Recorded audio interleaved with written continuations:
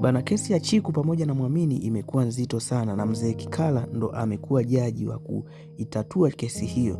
Na hapa tunaona Mwamini anakataa kwamba yeye hajafanya chochote, lakini anaulizwa na Chiku ya kwamba kama wewe haujafanya chochote, mtandio wako ulikuwa unafanya nini kwenye chumba cha kwangu mimi pamoja na mume wangu? Huku Mzee Kikala anapata changamoto sana na anauliza, inamaanisha wewe Mwamini, yani umefikia hatua hiyo, unaamua kumfanyia hivyo dada yako, ni nini ambacho umekosa?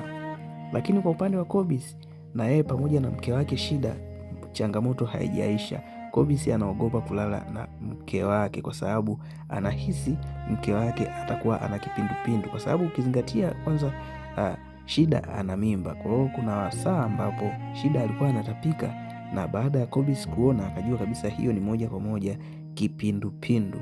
Huku Chiku analia sana na anafikia hatua wanashindwa hata amsaidie vipi, na Hamadi ndio imekuwa sasa mtu ambaye anaanza kumtuliza na kumliwaza, at least asahau kila kitu ambacho kilikuwa kinaendelea. Huku upande wa Cholo na yeye anateseka sana baada ya kugundua ya kwamba hamna namna ya yeye tena kumpata Vene, lakini Abilai ndo amegeuka ya kuwa msaada na mtu ambaye anamliwaza sana Cholo kwa sababu wanakaa chumba kimoja. Kwa hiyo wote hawa naona kwa sasa hawana ugomvi tena na wala si maadui, ila ni wamegeuka kuwa marafiki wakubwa sana.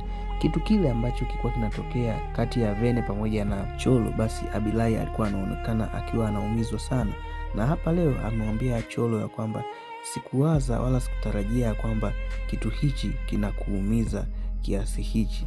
Lakini Cholo anajibu, ni kweli Abilai, mimi mwenyewe ninashindwa kuelewa, lakini kiukweli ninaumia.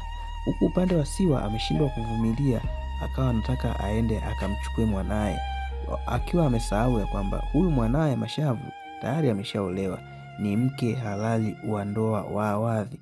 Kwa hiyo leo ameenda kuleta fujo nyumbani kwa Awadhi, na ilikuwa ni usiku, Awadhi alikuwa anaoga. Kilichotokea ni kwamba Awadhi ilibidi ajifunge kanga atoke akiwa amebeba panga, na alimkimbiza sana Siwa akakimbia asije akakamatwa, kwa sababu kama angekamatwa kuna lolote ambalo lingeweza likatokea.